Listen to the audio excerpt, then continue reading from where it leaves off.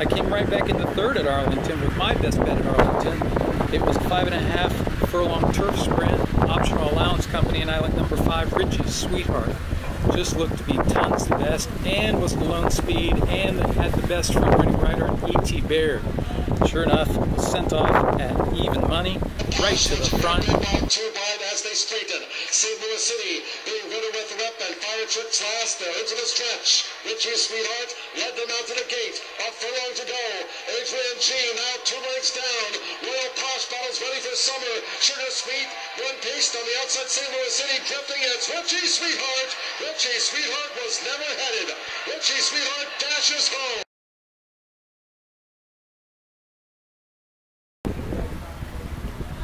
Oh yeah, over $30.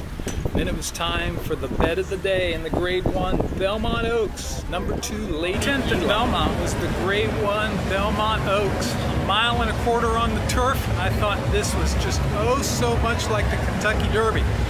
In the Derby, American Pharoah had been the juvenile champ, and it made short work of his rivals in his prep races.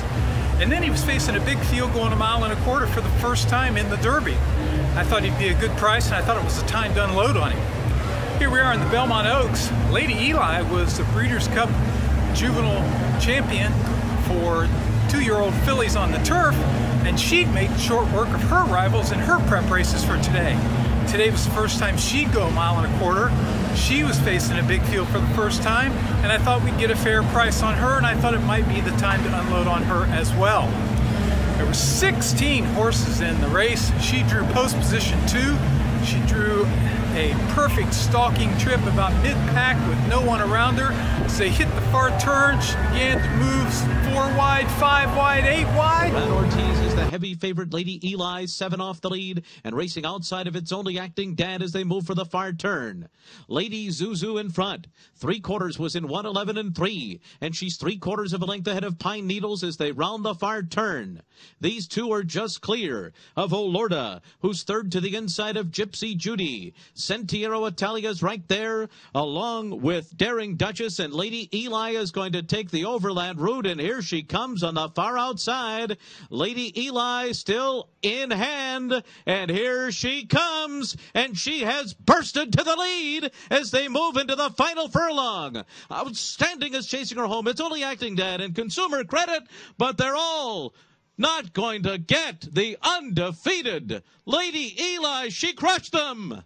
Lady Eli did it again. Much the best, 50 to win, but then I doubled that, 2 $50 win tickets, 100 to win on the bet of the day. Lady Eli and the Belmont Oaks. Just like American Pharoah will now target the Breeders' Cup Classic, Lady Eli can target the Breeders' Cup Filly and Mare Turf. I'll be there in Keeneland.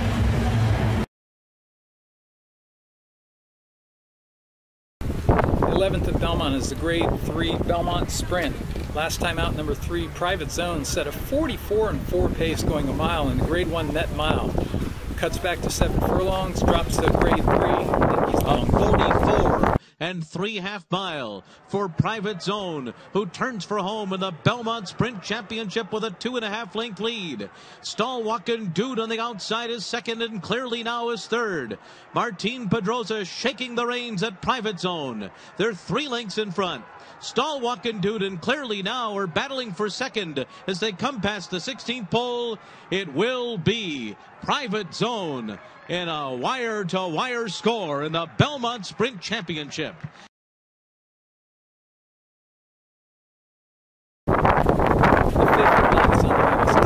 Allowance option play. Turnover. Baffert, Martin Garcia, sizzling works. Been off for a long time. Nobody can get him better. Ready off a long way off the Baffert. Number 1, Turnover. Time a little more than a 1/4 mile to run. Turnover held together by Garcia. Eddie's first, joining him on the outside. It's Eddie's first and Turnover. Garcia riding confidently on Turnover. He's moved away again at the 8th pole from Eddie's first, and then comes In Excess Time, and Better Bets out very wide on the track, but Turnover lengthening easy advantage, picking up where he left off last summer. Turnover far too good for them in the run home. We have late night racing at Evangeline Downs in Louisiana. It's Louisiana Legends night, and I have several picks on the card.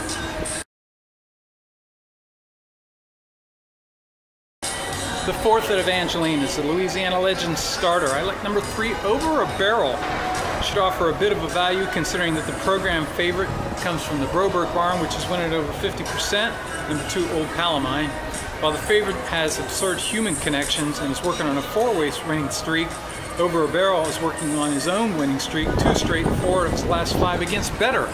So I would double the bet on number 3, Over a Barrel, in the fourth at Evangeline, the Louisiana Legends starter. Second is St. Charlie, Over a Barrel at the inside. Still one survivor trying to get out of the way in front here. Over a Barrel is trying to get there. Here comes Over a Barrel with a charge on the outside. One survivor is trying to hold. Over a Barrel, one survivor, up to Barrel. The ninth at Evangeline is the Louisiana Legends Turf. I like veteran number 8, String King, who is the class of the race with earnings of over $800,000. Last time out, he won the Grade 3 Colonel Bradley against Open Company. Tonight, he's in against State Breds. And against State Breds, he's 4 for 4. 9 to 5 in the program. I expect him to be a lot shorter. I'm going to go prime time on String King, number 8 in the Louisiana Legends Turf.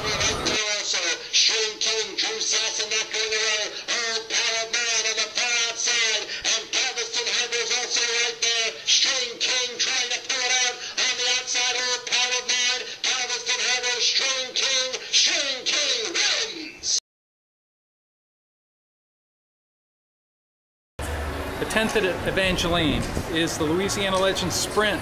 Number 2, Hetai. 9 to 5 in the program. I expect him to be a lot shorter, especially at this 5.5 furlong distance. He should burst from the gate, and there's no catching him at this abbreviated distance. Number 2, Hetai. Big time.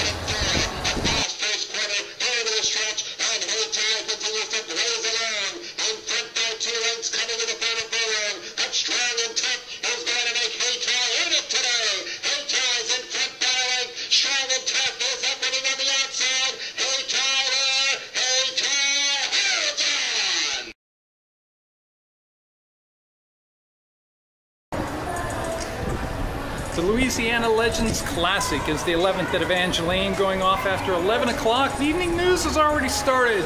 I like number 6, Storm Driver.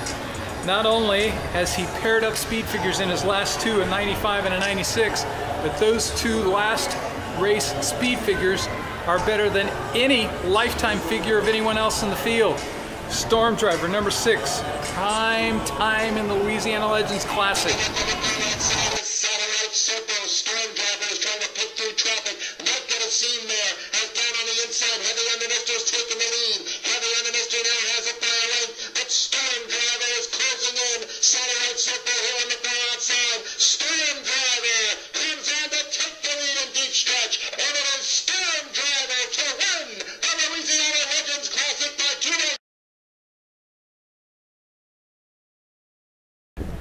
It was a good day out here today on July 4th.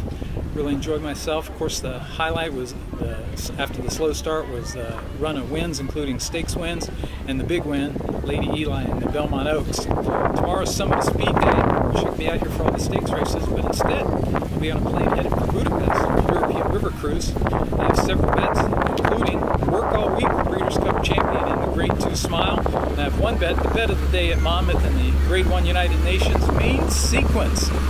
I'll have some plays from the river cruise in Europe, as there are several big stakes races while we're gone.